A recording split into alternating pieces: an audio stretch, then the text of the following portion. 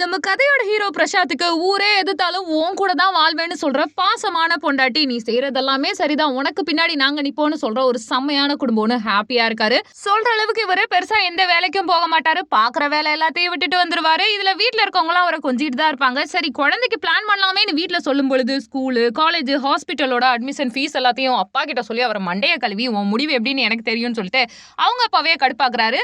வீட்டுக்கு வந்து பார்த்தா பொண்டாட்டி என்னன்னா நான் பிரெக்னெண்டா இருக்கேன்னு சொல்ல போறா காண்டம் கம்பெனி மேல கேஸ்னு ஃப்ரெண்டோட சேர்ந்து கேஸ் போட அந்த கேஸ் வைரல் ஆயிட்டு இருக்கு. அது மட்டும் இல்லாம வாரண்டி கேரண்டின்னு நான் யூஸ் பண்ணதுக்கான எவிடன்ஸ்னு ஹீரோ எல்லாத்தையும் காட்டுறாரு. பொண்டாட்டி கூட டைமே ஸ்பெண்ட் பண்ண முடியாம வாய்தாவுக்கு அலைஞ்சுக்கிட்டே இருக்காரு. அவர் லூசுன்னு எல்லாருமே கிண்டல் பண்றாங்க.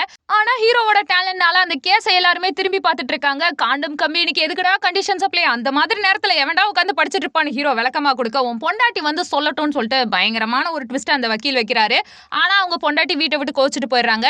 ஹீரோவை எல்லாருமே அவமானப்படுத்திட்டு டிஃபர்மேஷன் கேஸ் ஹீரோ மேல போட தயாரா இருக்கும்போது ஹீரோவோட பொண்டாட்டி நான் இருக்கேன் என் புருஷனுக்குன்னு சொல்லிட்டு கோர்ட்டுக்கு தைரியமா வந்து புருஷனை விட்டு கொடுக்காம நாங்க ஒன்னா இருக்கும்போது காண்டம் யூஸ் பண்ணுவோம் அப்படின்னு சொல்றா. சொல்றது மட்டும் இல்லாம 1 கோடி நஷ்ட ஈடும் கிடைக்குது.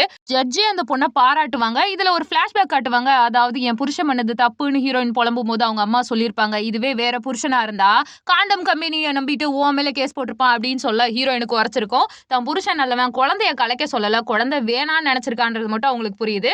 அந்த டைம் பார்த்து ஹீரோவுக்கு குழந்தை பிறக்குதுங்க. ஆனா ட்வின்ஸ்.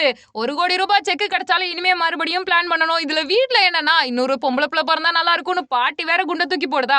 ஹீரோனா நானே இது போயிருக்கேன் போயிருக்கலவின்னு ஃபீல் பண்ணிட்டு இருக்கும்போது பாட்டி போயிட்டு காண்டம்ல ஓட்ட போடுது. மொத்தம் இதுக்கெல்லாம் காரணம் பாட்டி தான்.